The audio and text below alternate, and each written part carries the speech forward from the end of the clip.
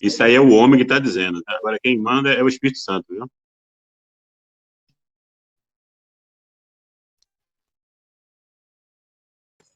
O senhor tem que ativar o seu microfone. Seu microfone está desativado. Agora. Essas tecnologias, nós estamos ainda em fase de readaptação. Estão chamando de uma mudança, né, que está passando, principalmente nas igrejas, né? Mas eu creio que isso vai ser por pouco tempo. Irmãos, a obra missionária, ela começa difícil, ela depois passa para o nível de algumas coisas que são impossíveis, e quando nós achamos que tudo agora é impossível, aí sim, aí Deus faz, para mostrar que não é o homem que faz. Nós temos que entender que a honra, a glória, o louvor, a exaltação, ela é para Deus. Nós paramos, não apenas nos desafios, semana passada, mas as vitórias, né? O texto diz que, lá no livro de Salmos, eu acho muito, muito bonito esse salmo, Salmo 120, Salmo 126, e esse salmo, ele mostra como que Deus ele está presente na nossa vida. Hoje eu estava conversando com a minha mãe, com a minha irmã, estamos passando por alguns problemas familiares, e se der tempo eu até compartilho para os irmãos orarem também.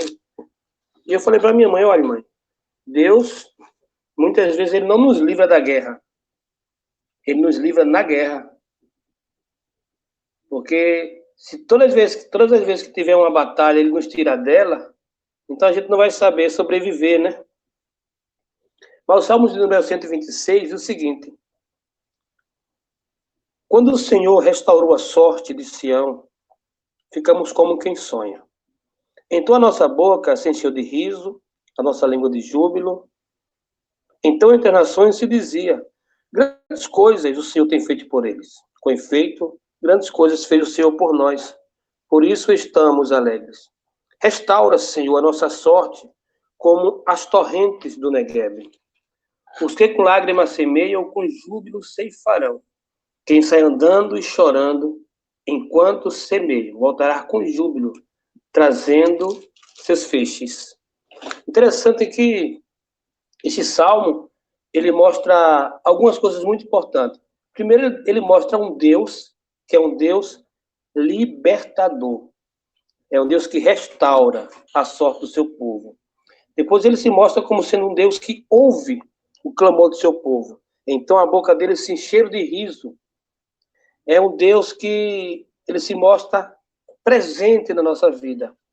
Ele é um Deus que ele também nos valoriza.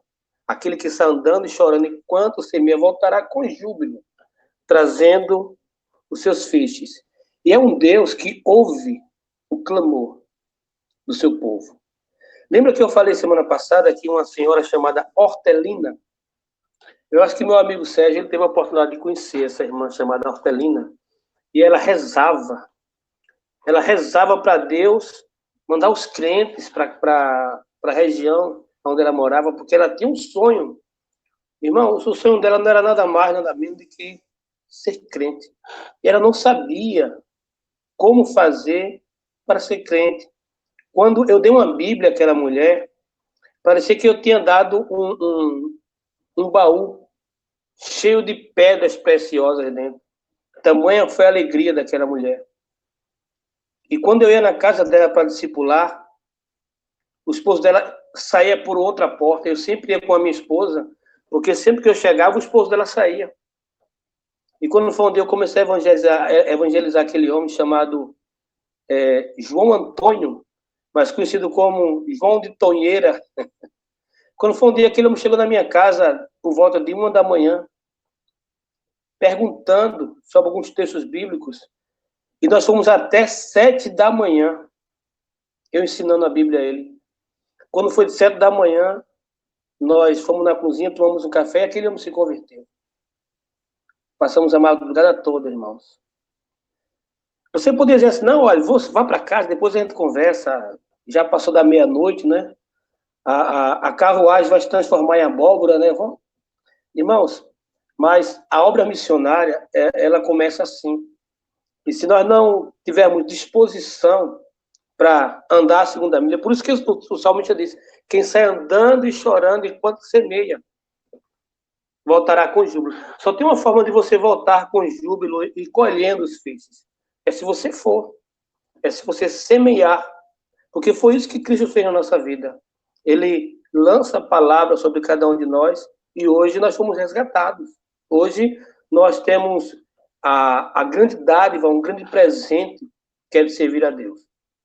Queridos, as bênçãos começaram a acontecer no povoado. Depois que algumas pessoas da comunidade, que eram pessoas que eram muito conhecidas, essas pessoas começaram a converter, a entregar a vida para Jesus, então a coisa tomou uma repercussão bem maior. Lá tinha um senhor chamado Misor, que quando ele bebia, ele fechava tudo que era bar. Lá em Feitoria tinha um Antônio chamado Antônio Tranca-Rua. Imagine, quando esse cara se converteu, foi uma coisa. Aí daqui a pouco se converte o sacristão da Igreja Católica. Daqui a pouco se converte o sofoneiro que fazia a renovação. E Deus começou a salvar aquele povo, porque nós orávamos de uma forma, irmãos. Nós orávamos por convicção de pecados. Tem muitas pessoas por aí que são hipercalvinistas e que dizem assim, aquele que for predestinado, Jesus vai trazê-los. Irmãos, mas a Bíblia também diz, como virão aqueles que não há quem pregue? E como pregarão se ninguém for enviado? A predestinação, ela não anula o ato da evangelização, pelo contrário, ela reforça mais ainda. Logicamente que o nosso assunto hoje não é predestinação, mas nosso assunto é nós fomos salvos para alcançar aqueles não salvos. Então, esse é o nosso maior desafio. Missões é um grande desafio. Nós estamos no meio de missões. E aquele local, quando nós chegamos em Cacimba Nova já existia há 80 anos. E quando eu fui no cemitério, irmãos, pela primeira vez, eu chorei muito. Porque eu falei assim, meu Deus, nesses 80 anos, quantas pessoas foram sepultadas aqui sem conhecer Jesus? Nesses 80 anos, quantas pessoas foram levadas até a sepultura sem nem ter a oportunidade de conhecer o amor de Deus? Então, a minha esposa foi e tem sido uma bênção na minha vida. E nós saímos, irmãos, pela manhã para evangelizar, muitas vezes a pé. Nós voltávamos no final do dia. Às vezes nós deixávamos nosso filho na escola e saímos pelos sítios. Sérgio teve a oportunidade de conhecer também. Muitas vezes a gente voltava à noite. Andávamos com lanterna. Na época não tínhamos moto, não tínhamos carro, não tinha nenhum tipo de transporte. Para andar de bicicleta no escuro não dá. Você pode cair a qualquer momento.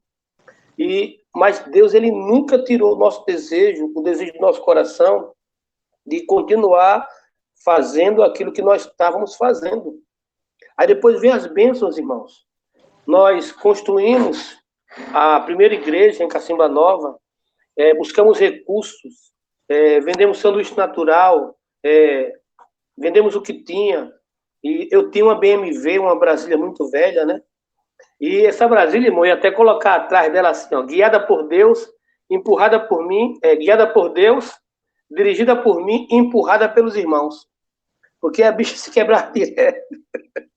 A gente saía para evangelizar e a gente faltava muitas vezes empurrando.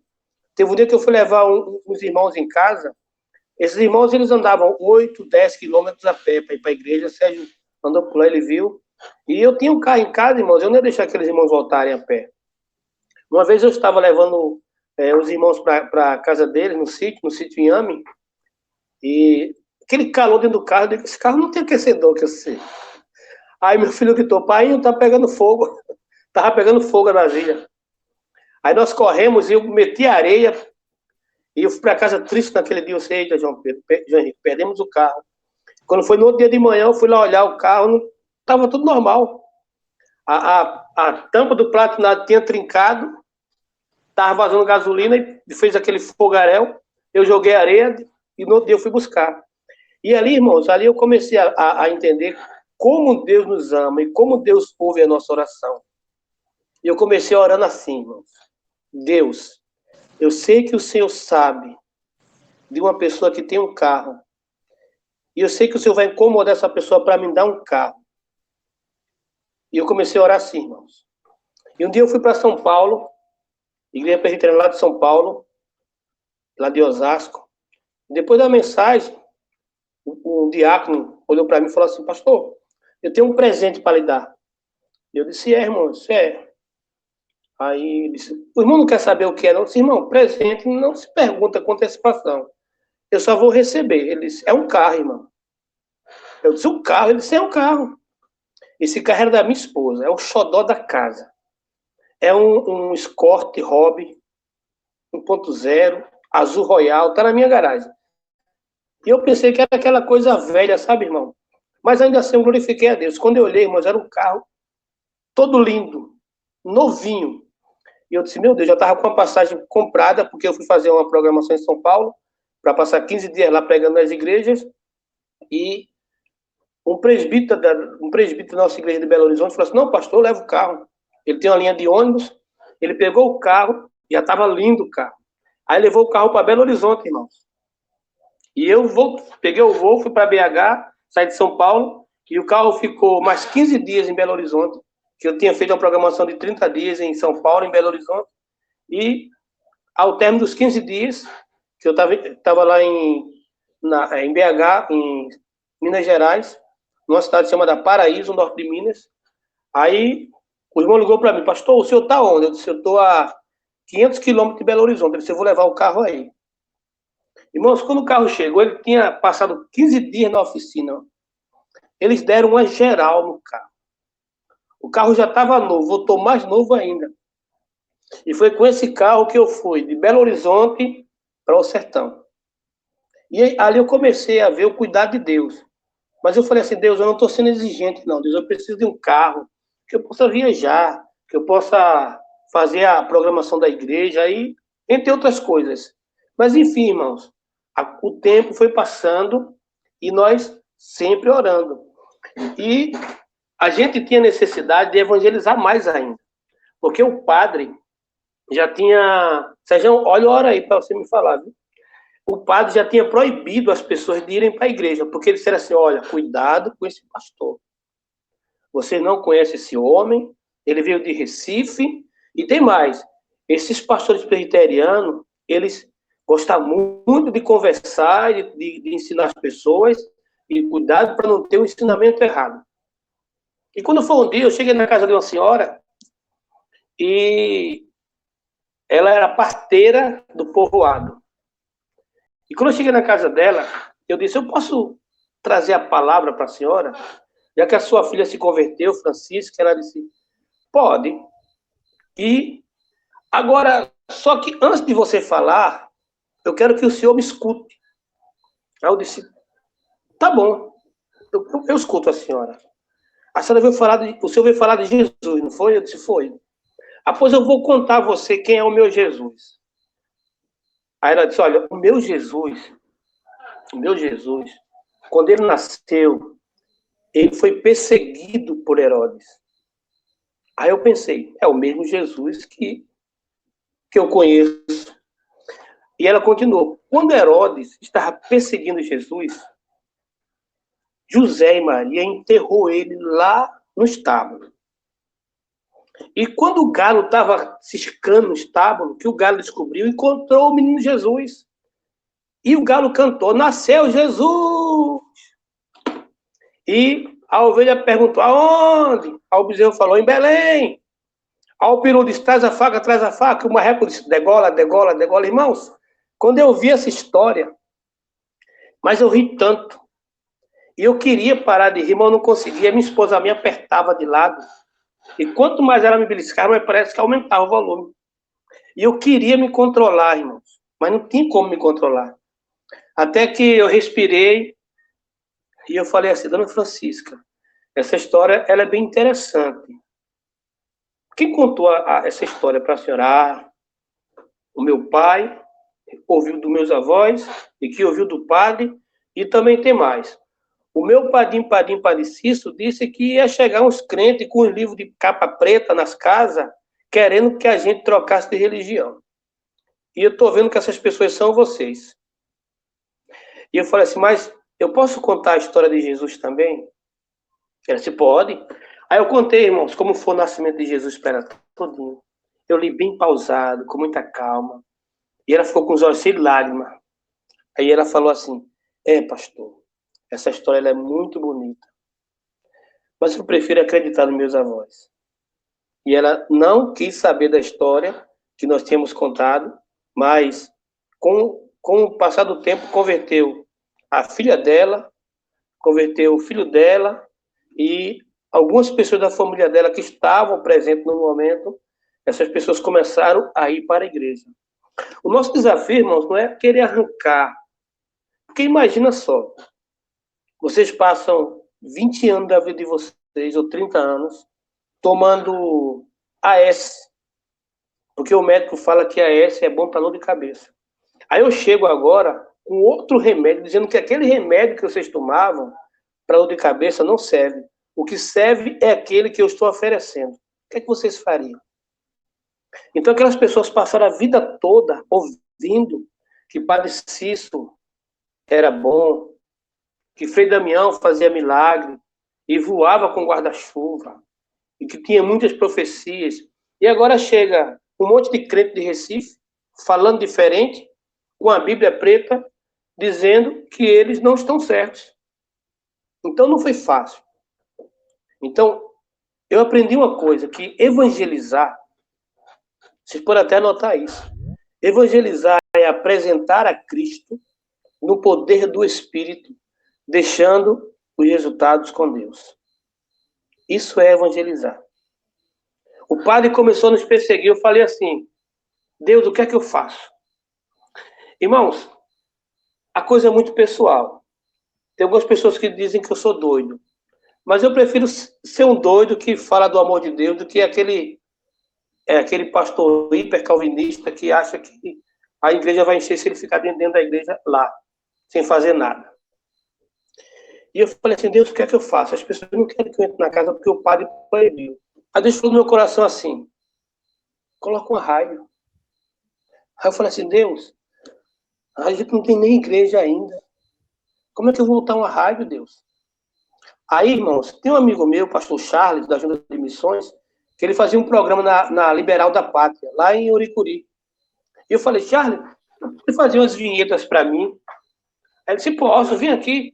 E eu saí, irmão, de Bodocó para Uricuri, 65 quilômetros, para fazer uma vinheta de um programa chamado... Eu gostava muito daquele livreto chamado Pão Diário, e eu fiz um programa chamado Pão Diário. E eu fiquei por 2 anos com aquele CD, irmãos.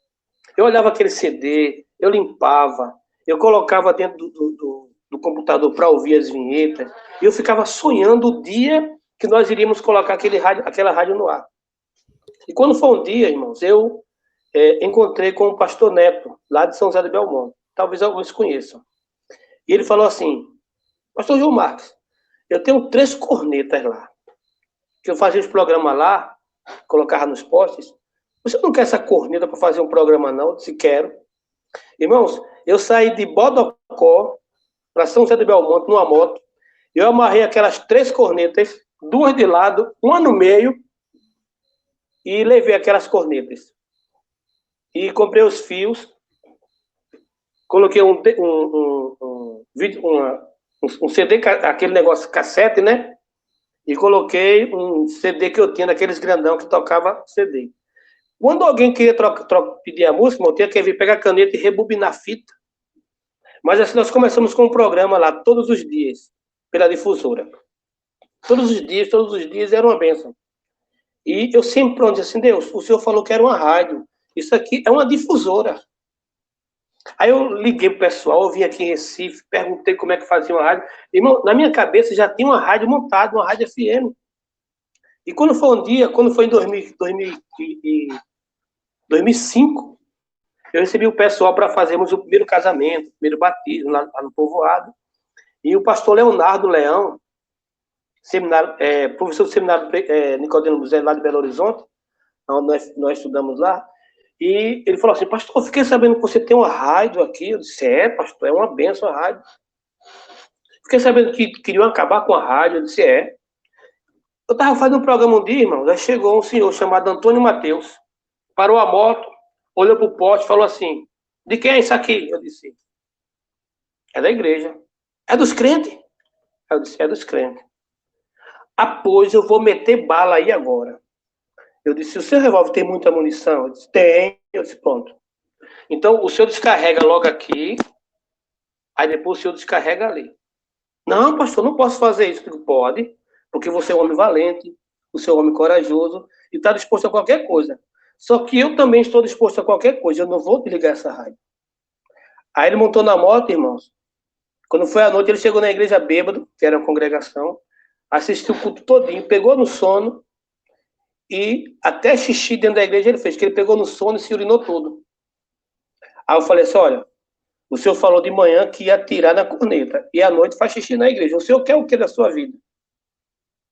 Pastor, eu não vi, me perdoe, eu peguei no sono. Não, mas está perdoado. Eu já limpei o seu xixi. Que eu fui na casa dele para conversar com ele. E quando foi nesse período, irmãos, aí o pastor Leonardo Leão falou assim: pastor, o senhor tem uma rádio? Eu disse: tenho. Posso ver a sua rádio? Eu disse: pode. Irmão, eu pensei que estava abalando, sabe? Pensei que estava, assim, a coisa de uma proporção gigantesca. E quando ele chegou na igreja, estava lá um caixa amplificado da Watson, em cima, um toca-CD, embaixo um CD player e o fio que ia lá para as cornetas. E ele falou assim: essa é a rádio? Eu disse: pastor. E ele começou a rir, irmãos. Eu falei assim: pastor Leonardo, na verdade, essa rádio aqui é só inicial, porque Deus falou para mim que tinha um homem que tinha todo o equipamento de uma rádio FM, e ele ia doar para mim. Aí ele começou a chorar, irmãos. O pastor começou a chorar, aquele galegão dos olhos verdes, começou a chorar, mas chorou. Aí disse assim: deixa eu orar logo. Depois que ele chorou, ele orou e falou assim: Deus, me perdoa. Me perdoa porque muitas vezes eu sou muito incrédulo. Às vezes eu duvido do que o Senhor pode fazer. Me perdoa porque eu ri. Porque eu sei porque o Senhor me trouxe aqui. Depois que ele terminou de orar, irmão, ele falou assim: pastor, nós montamos uma rádio lá na igreja, mas nós não tínhamos ninguém para tomar conta da rádio. E eu tenho todo o equipamento de uma rádio FM. Eu estou doando para você. Irmãos, eu não sabia nem o que fazer. Mas eu fiquei tão feliz, irmão, que eu disse: não estou acreditando. Se está lá. Quando tiver reunião do presbitério, você vai e traz equipamentos. E eu fui, irmão, para Belo Horizonte. Quando eu cheguei lá, estava lá a antena Terra, estava a mesa de som, estava toda a rádio montada. Eu só fui desmontar, colocar nas caixas e trazer para o sertão. Só que, quando eu fui na Associação de Radiodifusão, o rapaz falou que lá, naquela região do sertão, só cabia a 95.1. E eu disse: meu Deus, aonde que eu vou arrumar um técnico para mudar a chave seletora para colocar na frequência 95.1? Irmãos, eu entrei no meu quarto, liguei o coisa lá e coloquei um radinho digital que eu tinha e eu comecei a mexer na chave, irmãos. Eu entrei no quarto, era mais ou menos umas 8 horas da manhã. E eu falei para minha esposa: eu só vou sair daqui quando essa rádio estiver sintonizada em 95.1 e tocando Esse é um Tempo de Festa, diante do trono. Irmãos, quando foi 10h30 da noite, eu consegui sintonizar 95.1. E depois que eu orei, eu falei assim: Deus, Noé não fazia arca. Noé não sabia fazer nada. Noé passou 110 anos levando o nome de louco, mas ele construiu a arca. Eu não tenho nenhum curso de eletroeletrônica, não sei de nada. E eu não quero passar 110 anos aqui, que eu não tenho esse tempo todo, Deus. Me ajuda. Hoje, eu só saio daqui quando eu sintonizei essa rádio 95.1. Irmãos, você sabe o que é o camarada de 11 horas da noite batendo na porta dos crentes, dizendo: liga o teu rádio aí, liga o teu rádio aí. Tá tocando diante do trono na rádio. Irmãos, e foi uma coisa tremenda. Aí o pessoal mandaram um computador para mim, eu comecei a baixar playlist, liguei para Marcos Sal da Terra, liguei para Laércio Lins, o pessoal começaram a mandar CD para mim. Irmãos, e essa rádio foi uma benção. A rádio, ela alcança toda a região de Bodocó. Muitas pessoas se converteram. A gente fazia os cultos no domingo à noite ao vivo. A gente lançava o cabo da rádio da mesa para a rádio da igreja. E tudo funcionando, irmãos. E as pessoas começaram a evangelizar, ser evangelizada. E Deus começou a mostrar que Ele era conosco. Eu tinha um compromisso lá na Bolívia. Eu tinha que ir para a Bolívia. E quando fui para a Bolívia, passei 15 dias lá. Depois de 2 meses eu voltei. E estava tendo uma conferência missionária. Me convidaram de novo para essa conferência missionária.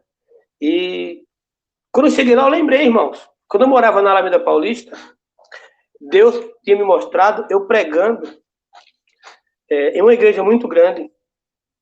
E a igreja, eu estava pregando em espanhol. E eu falei assim: mas Deus, eu não falo nem o português direito. Mas não tem problema. Aí eu fui naquelas bancas, aí comprei da editora Biocultural aquelas fitas cassete de espanhol. E eu comecei, eu e minha filha, Carol, estudando espanhol em casa. E minha esposa dizia: vocês são doidos, para que vocês estão estudando espanhol? E sempre que eu fazia alguma prova, irmãos, eu optava por espanhol. E quando eu fui para a Bolívia, irmãos, eu fui para o Banco do Brasil, aí lá eu fui evangelizar usando o bom e velho portanhol, e o rapaz falou que já era cristiano e que era da Igreja Internacional da Família e me convidou para ir. Eu fui. Quando eu cheguei lá, conheci o pastor Ariel, um homem de Deus, me identifiquei e falei que a minha filha ia ficar morando em Santa Cruz de la Sierra e eu queria que ele tomasse conta dela como pastor. E aí ele me convidou para pregar lá. Irmãos, quando eu peguei o microfone, que eu olhei para a igreja, Deus falou assim para mim: eu sou fiel ou não sou? Eu cumpro o que eu faço, o que eu falo, ou eu não cumpro? Irmãos, eu estava naquela igreja que Deus tinha mostrado há muito tempo, pregando em espanhol, falando sobre la cosecha, falando sobre a colheita, o Deus que fazia os milagres, o Deus que fazia maravilha. E eu vi a igreja, irmãos, totalmente eufórica, glorificando a Deus. Passei 15 dias na Bolívia. Quando eu voltei da Bolívia, irmãos, eu tinha um carro, o carro deu problema. Quando eu saí da Bolívia, eu fui para Paraíba, para Alcantil, pregar o aniversário lá da filha do irmão André. E na volta, o carro que eu tinha pegado do meu irmão quebrou. Nós já tínhamos, na época, 4 congregações abertas. E eu saí da Paraíba de meia-noite para chegar de manhã para a escola dominical. Quando chegou em Serra Talhada, o carro quebrou. Eu estava com o João Pedro, pequeno, dentro do carro, e não sabia o que fazer. Não tinha comida. Quando eu abri a porta-mala do carro, vi que eu tinha colocado bolo, refrigerante, doce, tudo dentro da pala, sem eu ver. E nós ficamos, irmãos, no meio do sertão lá, em Serra. Depois vinha passando um ônibus de Romeiro, nós entramos no ônibus de Romeiro, fomos para outra cidade, o reboque veio, e o carro foi para a oficina, e eu cheguei em casa, era mais ou menos meia-noite. E quando foi pela manhã, irmãos, eu fiquei sem saber o que eu disse: Deus, eu não sei o que o Senhor quer, mas eu tinha um carro quebrado, agora eu tenho 2, o meu e do meu irmão.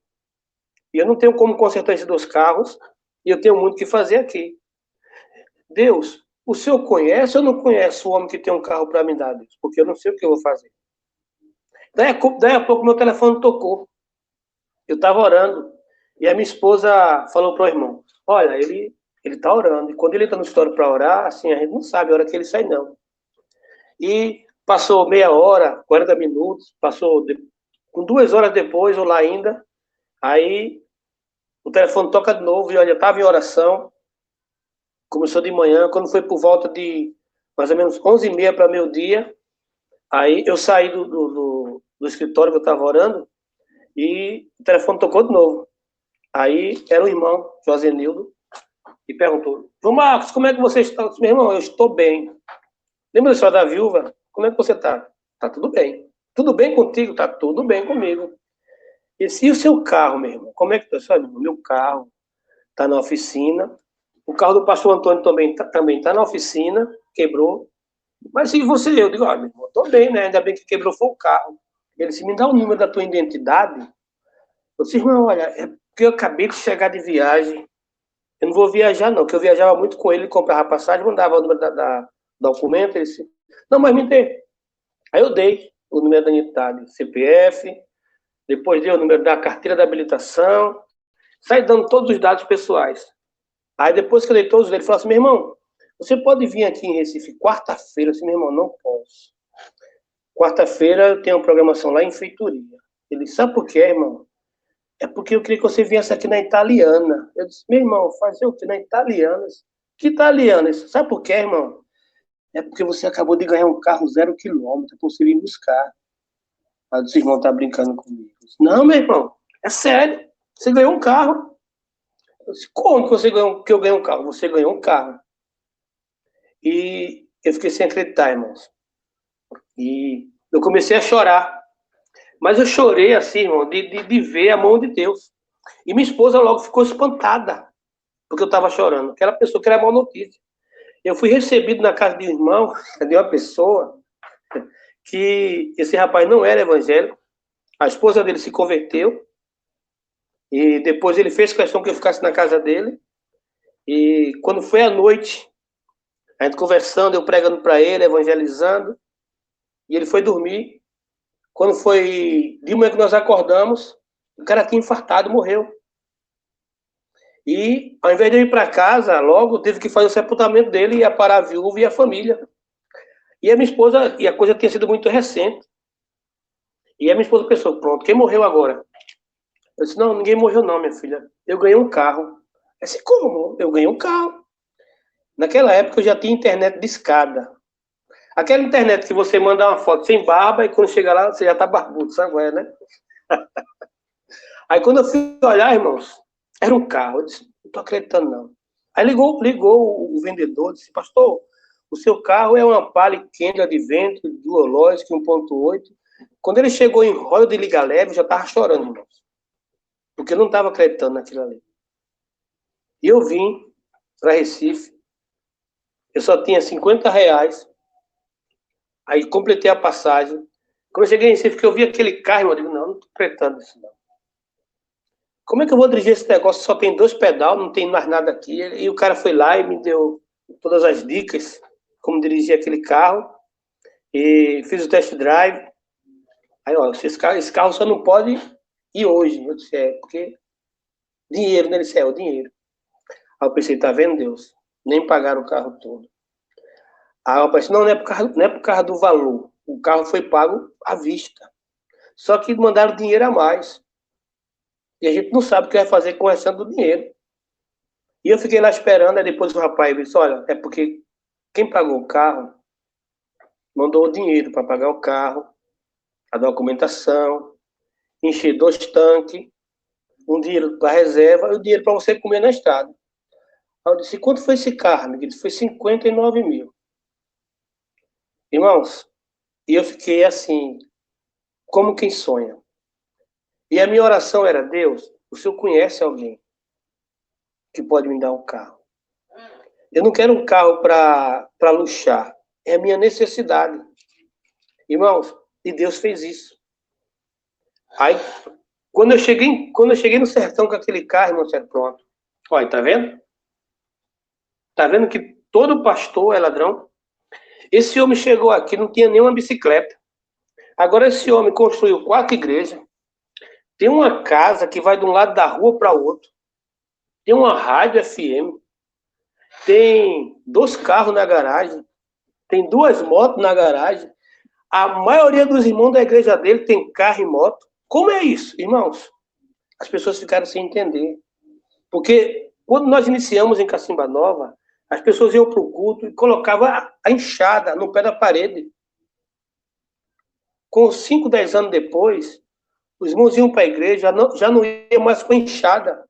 Eles estacionavam sua moto, sua bicicleta, seu carro. Deus, ele fez aquele povo prosperar, irmão, de uma maneira que a gente fica como quem sonha. Teve um dia que eu cheguei para uma jovem e perguntei qual o seu sonho. Ela falou assim, o meu sonho é ir para uma universidade. Mas eu sei que eu não vou nunca.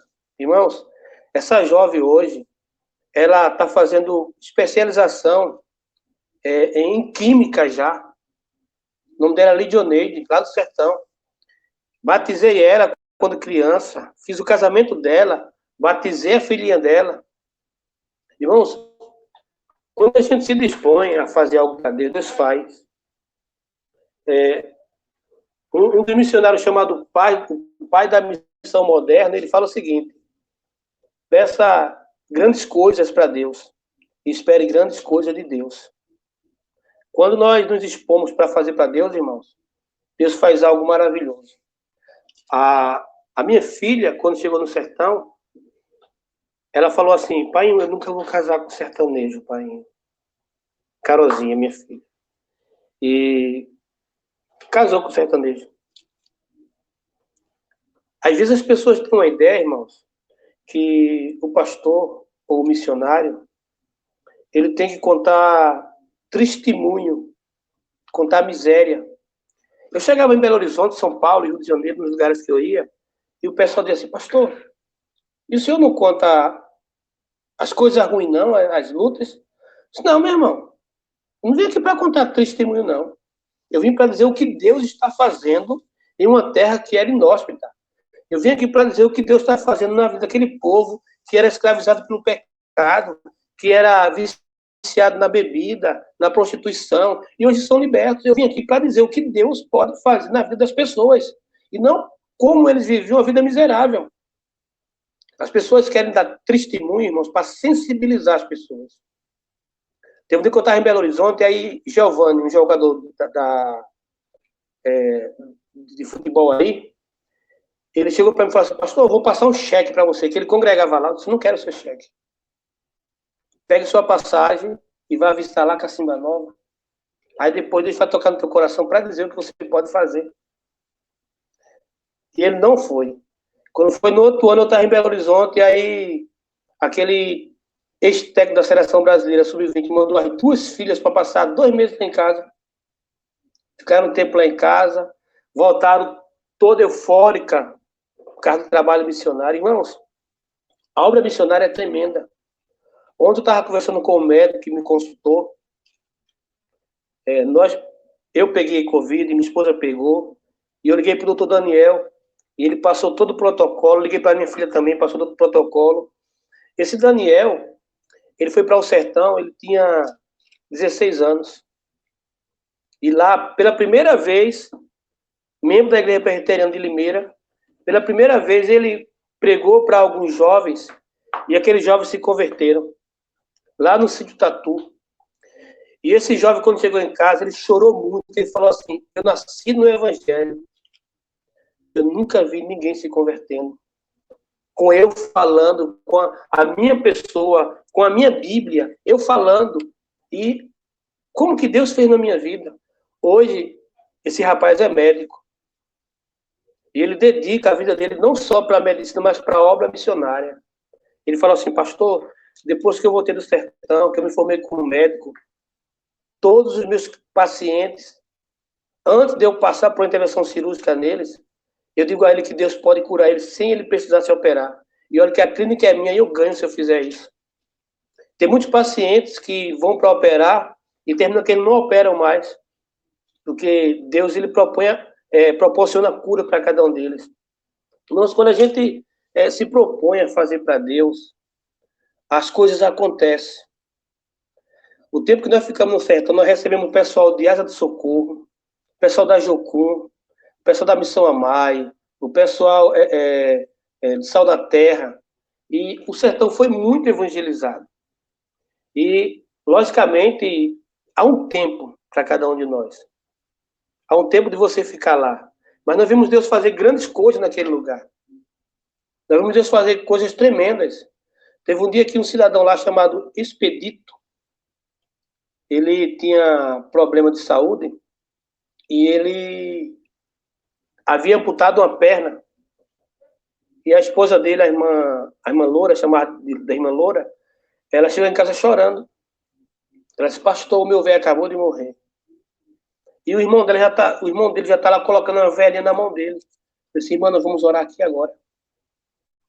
Vamos orar agora. Não chegou o dia dele ainda não, vamos orar.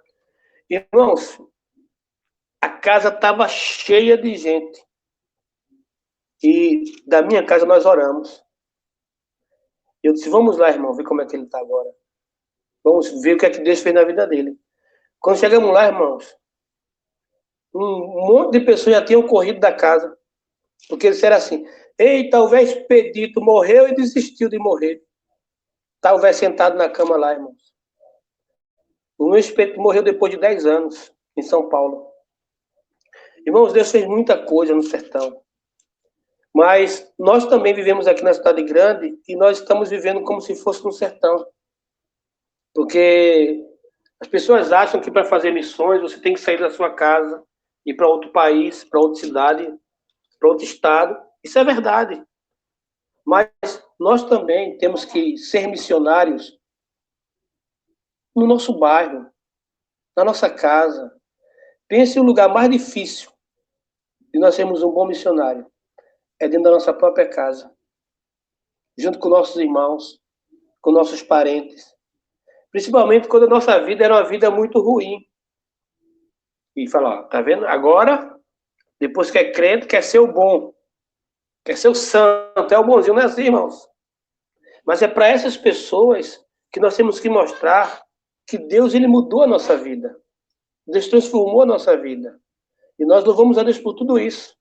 Que Deus, o que Deus fez em Cacimba Nova, e ainda continua fazendo, irmãos, é coisa maravilhosa. Nós começamos a trazer o pessoal para cá. Nós fazíamos encontro de casais, né, Sérgio? A gente alugava a casa aqui. Chegamos a alugar uma casa aqui na igreja. Teve o encontro da igreja do Pina, pastor Daniel. Nós alugamos uma van. Eu perguntei, quanto é o aluguel? O cara falou, é 3.000. Irmãos, faltava algumas horas para o rapaz chegar com a van.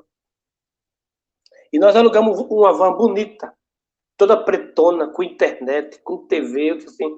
Para papai tem que ser o bom e o melhor. Tinha um casal que falou assim, pastor, não posso ir não, porque não tem quem cuide do meu filho. Leve a sogra.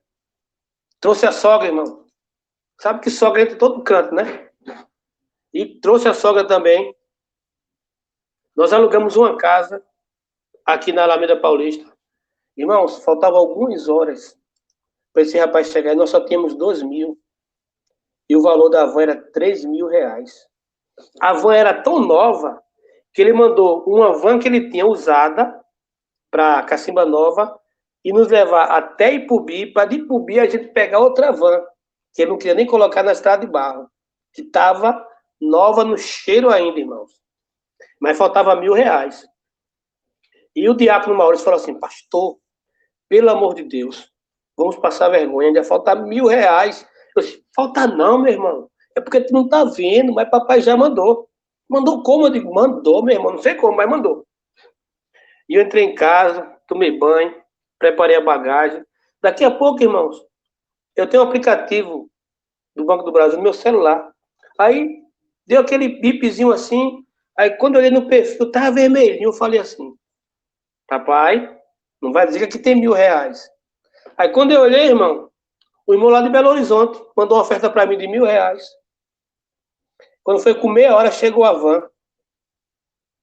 E eu falei assim, meu irmão, vem cá. Olha. Aí eu mostrei meu celular para ele, olha. Quando tu te acalmasse, quando tu fosse tomar banho, trocar de roupa, fazer a bagagem, e eu também, Deus trabalhou. E chegou os 1.000 reais. Tá aqui, nós temos 3.000 reais. E nós vamos para essa viagem. Irmãos, a viagem foi tremenda. Nós viemos evangelizando. Nós paramos em um posto lá em Serrita, que tinha um pessoal embriagado, e a gente juntou, a gente deu comida, a gente deu roupa, a gente deu Bíblia. Irmãos, foi tremendo. E o pessoal foram para o ECC, quem já participou aí sabe como é abençoador. Fizemos o jantar, que era o sonho deles, irmãos. O sonho dos irmãos, sabe o que era? Ir para a praia. Conhecer o mar, irmãos. E sabe o que nós fizemos depois do ECC? Nós fomos jantar na beira da praia, com os casais. Pense numa coisa abençoada, irmãos. E os irmãos, e esse pessoal voltaram, assim, maravilhados. Sabe por quê? Muitos tinham se casado há muitos anos e nunca tiveram a lua de mel. Não sabia nem o que era a lua de mel, irmãos. E veja como Deus fez. Agora, é só a gente se dispor, irmãos. É só eu e você dizer assim, eu vou fazer porque é para Deus. Eu vou levar cacetada, eu vou levar bordoada, vão dizer que eu não presto, vão dizer que eu penso em dinheiro, vão dizer isso e vão dizer um monte de coisa. Mas eu estou fazendo para Deus. Irmãos, Deus mudou não só a vida dos jovens do sertão. Tem um jovem lá, que esse jovem ele estava no dia 31 de dezembro. Ele estava se preparando para fazer um assalto. E ele passou na frente da igreja. E ele olhou para dentro da igreja, entrou dentro da igreja, se ajoelhou, e eu fiz o convite, ele se converteu. E ele falou para mim, eu ia fazer um assalto. E eu vi a música aqui, eu entrei. Eu não quero fazer mais isso. Eu quero servir a Deus. Tá vendo, irmãos? Como é importante uma igreja aberta. Como é importante alguém se dispor. Às vezes a gente coloca empecilho, né, irmãos? Às vezes a gente diz assim, não vou não. Ou então, não vou pregar para aquela pessoa, mas eu já preguei muito. E a gente começa alimentando Deus. Eu só sei dizer uma coisa a vocês, irmãos. O tempo que eu fiquei no sertão foram tempos onde eu aprendi muito. Se eu fiz a pós-graduação no SPN, lá eu fiz o doutorado. Lá eu aprendi muito da parte de Deus. Porque lá no sertão, você aprende a amar, você aprende a respeitar as diferenças, você aprende a ser mais humilde, você aprende a valorizar. Eu tomava banho de cuia, irmão, todos os dias. Aquele banho gelado. Você aprende a valorizar o transporte. Lá a gente andava de Flex Power. Conhece Flex Power? Sérgio conhece Flex Power. Eu mudei o nome, irmão, para ficar mais bonito. Porque quando o pessoal chegava de Recife, de Belo Horizonte, de São Paulo, dizia assim, eu vou chamar o Flex Power. Aí quando chegava o Flex Power, sabe o que era? Um pau de arara. A gente só andava de pau de arara lá. E eu chamava de Flex Power. Mas o irmão lá tinha um pau de arara bem ajeitado, irmão. Tinha os bancos de madeira dentro, aquela lona. Só não podia, eu dizia, gente, não coloque o braço do lado de fora.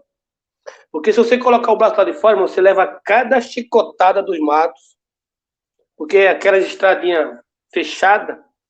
Mas a obra missionária no sertão, irmãos, é muito gostosa. Um dia eu estava indo para o Ceará, acho que eu estou já encerrando já. E eu passava em um povoado chamado Serra do Carmo. E eu falava assim, minha filha, eu não vou parar aqui, eu não vou parar. Eu não vou parar, eu não vou parar. Mas sabe aquela coisa, se fosse do mundo, era aquela tentação, mas não era uma tentação. Assim, eu não vou parar, eu não vou parar. E nesse dia eu fui para a Serra do Carmo, na volta eu comprei uns 3 fardos de pipoca, de bombom, aquela coisa toda. Irmãos, na volta eu não resisti. Eu parei na Serra do Carmo. O Sérgio conheceu a Serra do Carmo. Eu parei lá. Irmãos, quando eu parei, as crianças cercaram o carro. Eu desci do carro e comecei a distribuir pipoca, bombom para cada uma delas. E comecei a conversar. E eu perguntei, quem de vocês tem Bíblia? Aí, como é a Bíblia? Como é uma Bíblia? Ninguém sabia como era uma Bíblia. E eu perguntei para uma jovenzinha, para uma criança, qual o teu sonho? Ela disse assim, o meu sonho é eu ganhar um cobertor. O meu sonho é ganhar um cobertor. Eu disse, por que um cobertor? Eu disse, porque aqui faz muito frio. E em casa só tem 2 cobertores. Um para forrar a cama da minha irmã e outro para ela se cobrir. Aí quando tá sujo, aí fica só um para forrar a cama ou para a gente se cobrir. O meu sonho era só um cobertor mesmo. Eu não queria boneca, não queria nada, eu queria só um cobertor, irmãos. Seu guarda-roupa tem quantos cobertores dentro? Aquela criança queria só um cobertor, irmão. Aí isso aí quebra você todo, você fica sem saber o que dizer. E minha esposa começou a chorar. Aí nós voltamos para Cacimba Nova, fizemos uma campanha. A minha sogra começou a fazer cobertores de retalho aqui, aqueles que é dupla face. E nós começamos com um trabalho lá na Serra do Carmo. Irmãos. Lá o trabalho é durante o dia, porque lá não tem energia, né? E toda segunda-feira eu estava lá, fazendo culto, evangelizando, as pessoas convertendo, Deus fazendo milagre lá. Então, irmãos, quando a gente se dispõe a fazer para Deus, a gente faz como o salmista Davi diz, porque Deus, ele é consolo para aqueles que choram. E ele diz, quem sai andando e chorando enquanto semeia, voltará com júbilo, trazendo seus feixes. Tem muitas outras coisas que eu poderia contar sobre o sertão e nós passaremos até a noite toda aqui, irmãos. Inclusive a minha esposa está fazendo um livro, não terminou ainda, que é Contos e Causos do Sertão. Ela não terminou o livro ainda, está muito ocupada, mas quem sabe, né, ela termina esse livro e vocês vão conhecer um pouco mais da história. Cacimba Nova fica a 750 quilômetros daqui de Recife, fica no Alto Sertão de Pernambuco, é o segundo distrito de Bodocó.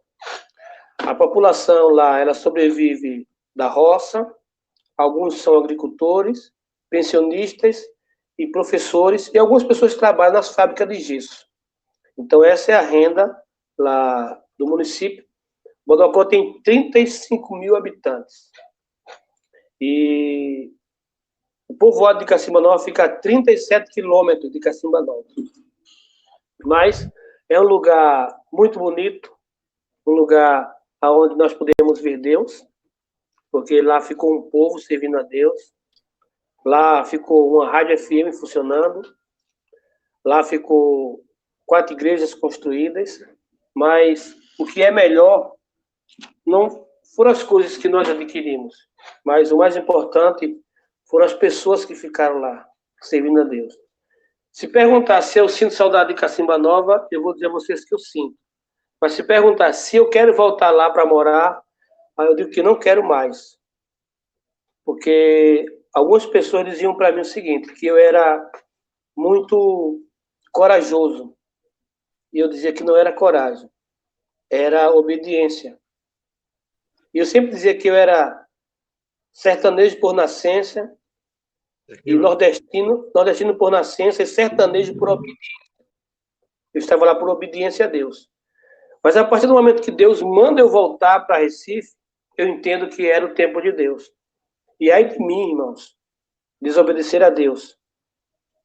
Quando eu voltei para cá, para Recife, me convidaram para ir para Surubim, para João Alfredo, Coronel Fabriciano, Foz do Iguaçu, e eu preferi me recolher em oração e pedir a Deus que mostrasse o que realmente eu tinha que fazer. E Deus, ele mostrou. E os meus filhos que foram para o sertão, um com 9, outro com 10. O Henrique casou com a sertaneja também, estava fazendo odontologia, mas trancou, hoje trabalha na área de segurança eletrônica. Carozinha, que falou que não queria casar com sertanejo, mas que tinha um sonho de ser doutora de criança. Essa minha filha mora no Paraguai e era para estar formando agora, em agosto, como médica, ela e seu esposo, mas foi adiado por conta da pandemia. Mas daqui para o final do ano nós vamos ter uma festa de formatura. Aí eu vou ter uma filha médica, um genro médico, uma filha enfermeira e uma esposa técnica de enfermagem. E eu acho que eu vou ser o paciente, viu? Mas Isso é para mostrar, irmãos, que Deus ele faz coisas grandes. Quando você larga tudo para fazer algo para Deus, Deus ele recompensa você. No começo disseram, pessoas da minha família disseram, você não vai ser missionário, você vai ser missioléu. Eu não sabia que existia missioléu. Como é que você deixa de trabalhar numa empresa boa, que dá tudo, para estar na porta dos outros, falando de Jesus? Você vai morrer de fome. Você vai passar fome. Foi isso que eu vi, irmãos. E Deus mostrou para essas pessoas que Deus ele não deve nada a ninguém. Deus não deve nada para mim. Não deve nada para você. Tudo que ele falou que ia fazer na tua vida, ele fez. Aquilo que ele não fez ainda é porque não chegou o tempo, mas ele vai fazer. Porque ele não é homem para que minta. Ele não é filho do homem para que se arrependa.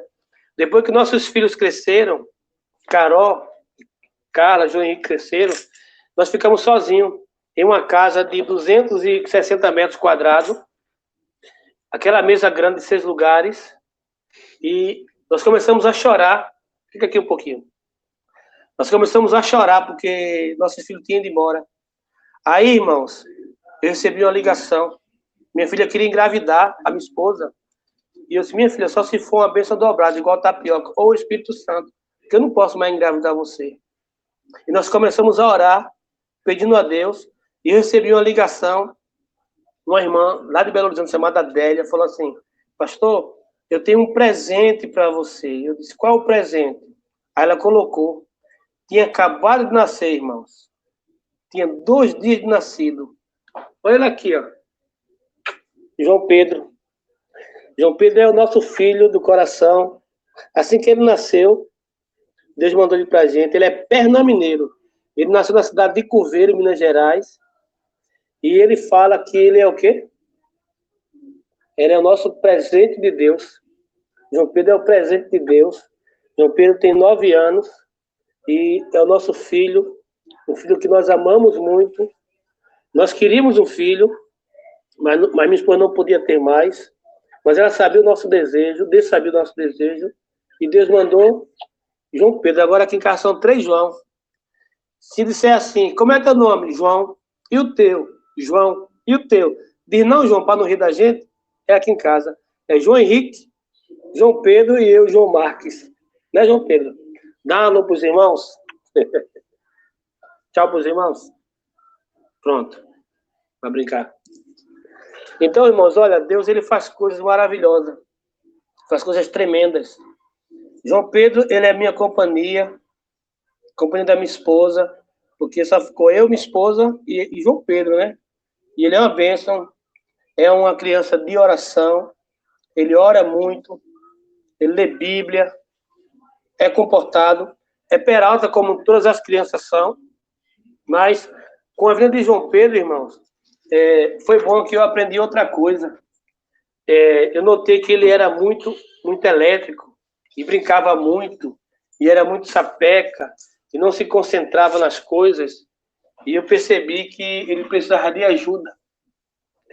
Foi aí que eu comecei a fazer psicanálise e eu descobri que ele tinha hiperatividade, déficit de atenção. Então, às vezes a gente só vê as coisas do lado ruim. É como esse copo aqui. Se perguntar, esse copo está meio, se ele está cheio ou vazio, né? Assim, né? Já viu aquele ditado já do copo, né? Do copo meio. Então, esse copo aqui para o pessimista, ele está quase vazio. Mas para o otimista, ele está quase meio, ou está quase cheio, né? O meio é quase cheio para o otimista.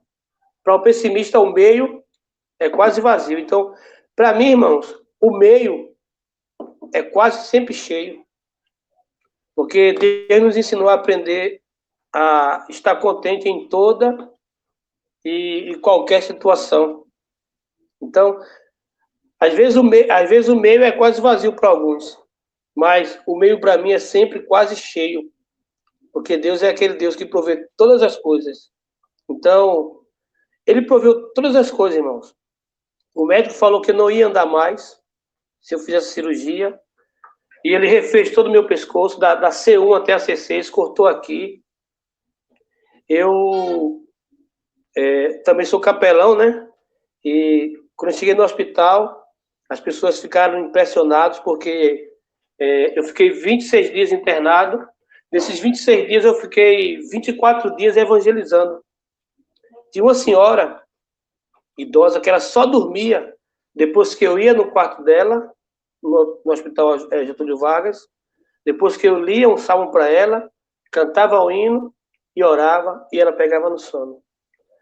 No dia que eu operei, estava sem poder andar, sem poder falar, o filho dela, chamado Hernandes, disse assim: cadê o pastor? Minha esposa falou assim: ele fez a cirurgia. Disse, a minha mãe não está conseguindo dormir. Ela quer que o pastor vá lá para ler o salmo, para cantar e orar por ela. Aí minha esposa foi e ela perguntou: cadê o pastor? Aí disse: o pastor está operado. Já operaram o meu pastor? Eu ganhei ovelha no hospital também, irmãos. Então, assim, nós temos que pregar em época, em fora de época.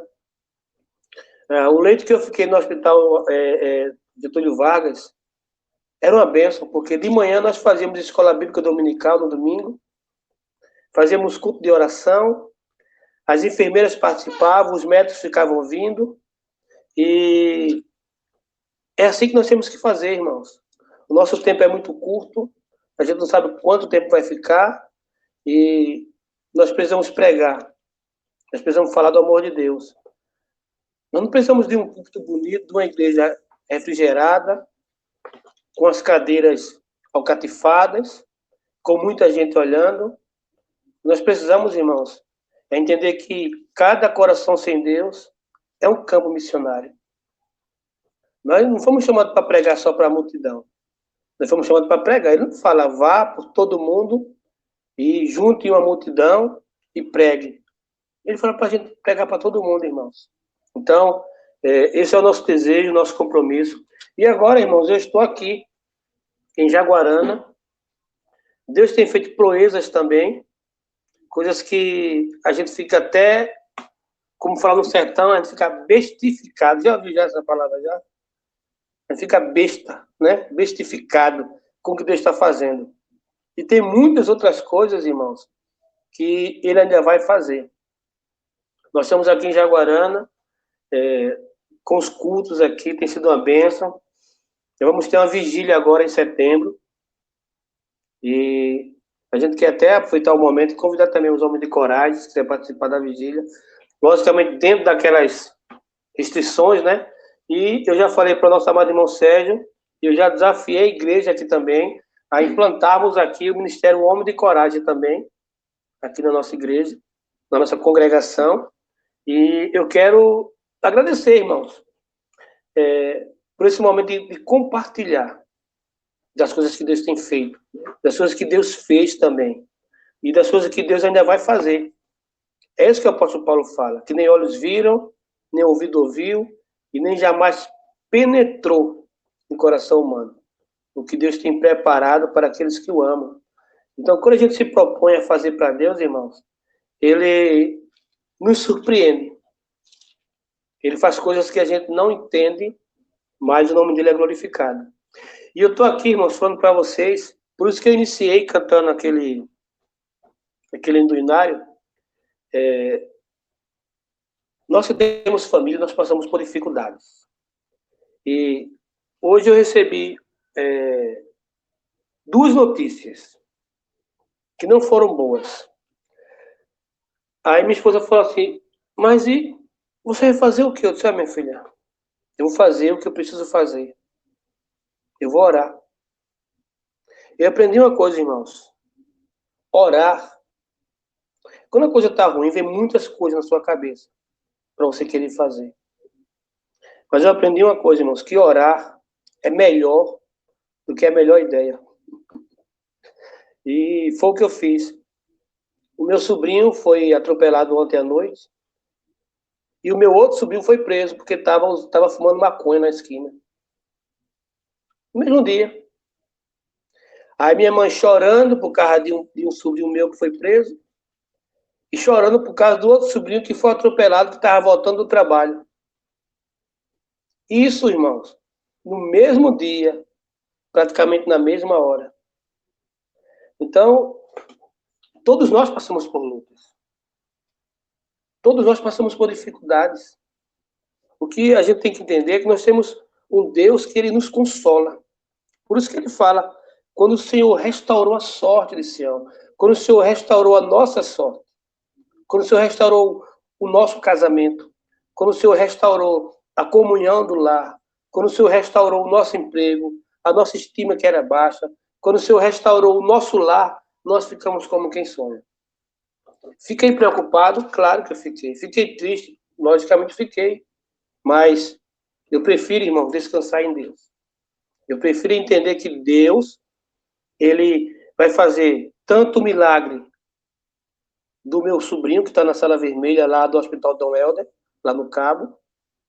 Entendo que o meu sobrinho também, que caiu, ele precisa levar umas bordoadas boas para aprender, para se chegar para Deus. Já que ele não quer ouvir aqui fora, ele vai ter que ouvir lá dentro. Mas também eu creio num Deus que pode restaurar ele. Eu creio num Deus que pode restaurar o enfermo e libertar aquele que está envolvido em coisas erradas. Então, missionários têm problemas, pastores têm problemas, pai de família tem problema, todos nós temos problema, irmãos. Por isso que eu comecei aqui logo no início dizendo que Deus ele não vai nos livrar da guerra, mas ele vai nos livrar na guerra. É nessa guerra que todos os dias nós enfrentamos que ele vai nos livrar, porque ele é Deus. E eu quero só agradecer a Deus, irmãos, por vocês, pelas orações, pelo privilégio de ter vocês como irmãos e amigos em Cristo, e sem querer rasgar seda, né, principalmente meu amigo Sérgio aí, são 23 anos já, que a gente está ombreando aí, e compartilhando o amor de Deus, e por isso que eu entendo que a Bíblia diz que tem amigos que são mais chegados do que irmão, né? Assim, né? Então, Sérgio é um desses aí. E eu só tenho que agradecer, irmãos, por essas pessoas que Deus tem colocado na minha vida. Vocês também, da IPB de Rio Doce. Nós louvamos a Deus. Eu agradeço a Deus por isso. E sou sempre grato a Deus. Nós temos que aprender a viver feliz, porque de forma imperativa a palavra de Deus fala, alegrai-vos sempre no Senhor. Ele não está pedindo, ele está ordenando. Alegrai-vos sempre no Senhor. E outra vez, vos digo, alegrai-vos. Então, eu me alegro no Senhor, ainda que a videira não floresça, ainda que o produto da oliveira minta, e nos currais não haja gado. Todavia, eu me alegro no Senhor, exulto no Deus da minha salvação. Porque Deus, ele nos dá motivo de alegria, irmãos.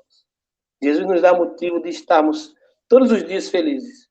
O meu filho, quando vai orar, João Pedro, todas as noites, ele fala assim, Deus, abençoa o meu pai, a minha mãe, e as crianças que não têm pai nem mãe, dá um pai e uma mãe de presente para eles, que ele não tem, porque o Senhor já me deu meu presente, que é o meu pai e minha mãe. Então, irmãos, olha, eu sou muito grato a Deus, pelos meus filhos, por João Pedro, que ficou aqui em casa, é um menino que vocês... ele não para nem um segundo, mas a gente vê o grande amor que ele tem pelos pais. E tudo isso, irmãos, é presente de Deus. Eu tenho só que me alegrar no Senhor por tudo isso. E agradecer a Deus pela oportunidade que vocês me deram de mais uma vez compartilharmos aqui da palavra de Deus e desse desafio tão maravilhoso que é fazer missões. Eu sempre digo que às vezes o pessoal coloca o título de reverendo, essas coisas todas, mas eu sou missionário, irmãos. O que eu gosto de fazer é evangelizar, é pregar, é falar do amor de Deus, porque isso aí é o compromisso de todo cristão. Independentemente do título que ele venha ter, acima de tudo, irmãos, o maior título que nós temos é o de servo. Agora nós somos chamados filhos de Deus. E aquele que é servo, irmãos, tem que servir. Mas tem que servir com alegria. Então, eu louvo a Deus por isso. Amém? Deus abençoe a todos. Amém.